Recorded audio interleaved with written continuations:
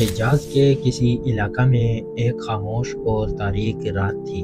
یہ ذی الحج کے مہینے کی کوئی رات ہوگی۔ ہر طرف خاموشی اور سکوت کا عالم تھا۔ اللہ کے نبی حضرت ابراہیم علیہ السلام گہری نیند میں تھے کہ آپ کو ایک خواب آیا۔ جس طرح جانوروں کو ذبح کیا جاتا ہے، بالکل اسی طرح آپ اپنے بیٹے اسماعیل علیہ السلام کو ذبح کر رہے ہیں۔ آپ گھبرا کر اٹھ بیٹھے اور آپ پر لرزہ طاری ہو گیا۔ بالکل ایسا ہی خواب آپ کو کئی دنوں سے مسلسل آ رہا تھا۔ ابراہیم علیہ السلام کو اب یقین ہو چکا تھا کہ اللہ رب العزت انہیں کسی بڑے امتحان سے گزارنا چاہتے ہیں، اور وہ ایسی سخت آزمائش تھی جو کوئی باپ اپنے بیٹے کے متعلق وہم و گمان میں بھی نہیں لا سکتا۔ اسماعیل علیہ السلام کی قربانی کا یہ واقعہ کیا تھا، اور اس واقعے میں چھپا انسانیت کے لیے عظیم پیغام کیا ہے؟ دراصل پیغمبروں کو اللہ نے جس طرح کائنات میں سب سے بلند مرتبے پر فائز کیا تھا، اسی طرح انہیں بڑی کٹھن منزلوں سے بھی گزرنا پڑا۔ حضرت ابراہیم علیہ السلام کو بھی اللہ نے بڑی کٹھن آزمائشوں سے گزارا، جس میں آپ ثابت قدم رہے اور ان آزمائشوں میں پورا اتر کر تمام ادیان، مذاہب اور امتوں کے امام کہلائے۔ حضرت ابراہیم علیہ السلام کی شادی آپ کی چچا زاد سارہ سے ہوئی تھی، لیکن کئی سال گزرنے کے باوجود بھی حضرت ابراہیم علیہ السلام کو بی بی سارہ سے کوئی اولاد نہ ہوئی۔ نبوی مشن اور توحید کے پیغام کو آگے بڑھانے کے لیے حضرت ابراہیم علیہ السلام کو ایک جانشین کی سخت ضرورت محسوس ہوئی، لہٰذا بی بی سارہ نے حضرت ابراہیم کو مشورہ دیا کہ آپ ان کی ایک کنیز سے شادی کر لیں تاکہ ان کی نسل آگے بڑھ سکے۔ آپ نے ان کی ایک کنیز جن کا نام ہاجرہ تھا نکاح کر لیا۔ بی بی ہاجرہ سے ایک صالح اولاد کی پیدائش ہوئی جس کا نام آپ نے اسماعیل رکھا۔ اس وقت حضرت ابراہیم علیہ السلام کی عمر 80 برس تھی، اور آپ نے اولاد کے لیے اللہ سے بہت دعائیں اور التجا کی تھی۔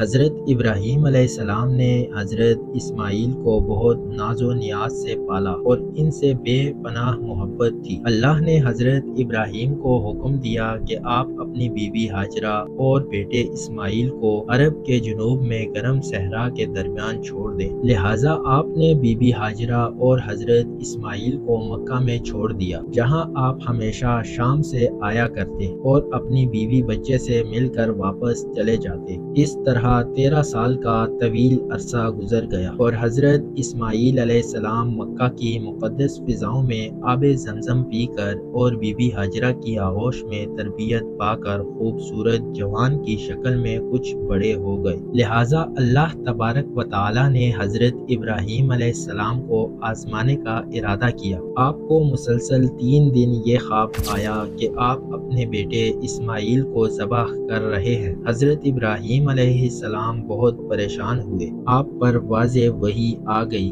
کہ آپ اپنے جس اولاد کو اس قدر محبت کرتے ہیں اسے اللہ کی راہ میں قربان کرنا ہوگا۔ یہ ایک بہت بڑا امتحان تھا۔ حضرت اسماعیل علیہ السلام آپ کے اکلوتے بیٹے تھے۔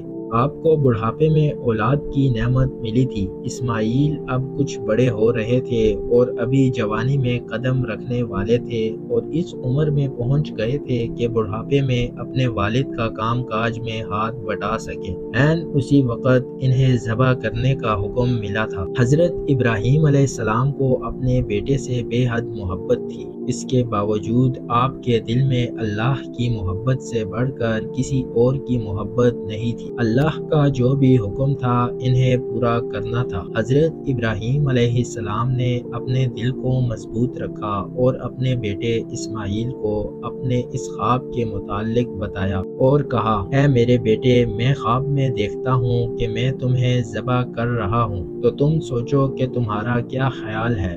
حضرت اسماعیل علیہ السلام نے کہا، ابا جان، آپ کو جو حکم ہوا ہے وہی کیجیے۔ اللہ کی مشیت سے آپ مجھے صبر کرنے والوں میں سے پائیں گے۔ لہٰذا اگلی صبح آپ بی بی ہاجرہ کے پاس تشریف لے گئے اور انہیں حکم دیا اسماعیل کو نہلا دھلا کر خوشبو لگاؤ اور تیار کرو۔ سیدہ ہاجرہ نے اپنے بیٹے کو نہلا دھلا کر خوشبو لگائی اور انہیں تیار کر کے حضرت ابراہیم علیہ السلام کے حوالے کر دیا۔ حضرت ابراہیم نے ان کا ہاتھ پکڑا، باپ بیٹا چھری اور رسی لے کر جبل عرفات کی طرف چل پڑے۔ کعبۃ اللہ سے کچھ دور پہنچے تو شیطان لعین نے آپ کو اس عظیم قربانی سے روکنا چاہا۔ سب سے پہلے شیطان حضرت اسماعیل علیہ السلام کی والدہ بی بی ہاجرہ کے پاس آیا اور کہنے لگا، اے ہاجرہ، آپ کو معلوم ہے کہ ابراہیم اسماعیل کو ذبح کرنے کے لیے گئے ہیں۔ بی بی ہاجرہ نے کہا، یہ کیسے ہو سکتا ہے باپ اپنے بیٹے کو ذبح کرے؟ شیطان بولا، حضرت ابراہیم کو اللہ کی طرف سے حکم ملا ہے کہ اپنے بیٹے کی قربانی کرو۔ بی بی ہاجرہ نے کہا، اے شخص، اگر یہ خدا کا حکم ہے تو میں اور میرا بیٹا خدا کے حکم پر راضی ہیں۔ شیطان جب مایوس ہو کر واپس ہوا تو حضرت اسماعیل کے دل میں وسوسہ ڈالنے لگا۔ قریب جا کر کہا، تجھے تیرا والد ذبح کرنے کے لیے لے جا رہا ہے۔ حضرت اسماعیل نے فرمایا، کیوں؟ شیطان نے کہا، وہ سمجھتے ہیں کہ اللہ نے انہیں ایسا کرنے کا حکم دیا ہے۔ حضرت اسماعیل نے جواب دیا، اگر اللہ تعالیٰ میری جان کی قربانی قبول فرما لے تو میرے لیے اس سے بڑھ کر کیا ہو سکتا ہے؟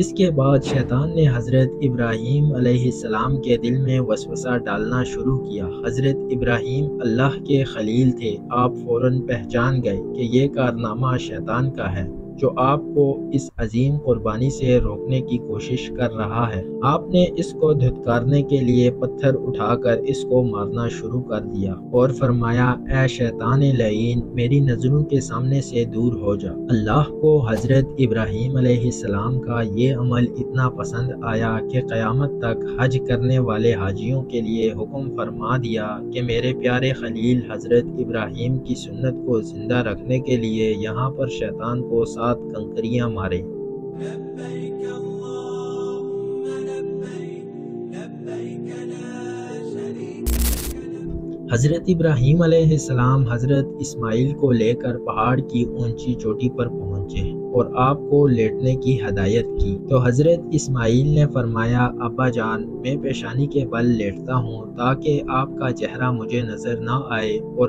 آپ بھی اپنی آنکھوں پر پٹی باندھ لیں تاکہ جب آپ مجھے ذبح کر رہے ہوں تو میری محبت اللہ کی محبت پر غالب نہ آ جائے۔ آپ نے حضرت اسماعیل کے مشورے پر عمل کیا اور جب اسماعیل علیہ السلام لیٹ گئے تو آپ نے تیز دھار چھری کو پوری قوت کے ساتھ اپنے لختے جگر کی گردن پر پھیر دیا۔ اللہ رب العزت کے حکم سے حضرت جبرائیل علیہ السلام جنت کے باغات میں پلے سفید رنگ کے خوبصورت مینڈھے کو لے کر حاضر ہو گئے۔ ابراہیم علیہ السلام نے ذبح سے فارغ ہو کر آنکھوں سے پٹی ہٹائی، حیرت زدہ رہ گئے۔ بیٹے کی جگہ ایک حسین مینڈھا ذبح ہوا پڑا تھا جبکہ اسماعیل علیہ السلام قریب کھڑے ہوئے مسکرا رہے تھے۔ اس اثنا میں غیب سے آواز آئی، اے ابراہیم، تم نے اپنا خواب سچ کر دکھایا، بے شک ہم نیکی کرنے والوں کو ایسا ہی بدلہ دیا کرتے ہیں۔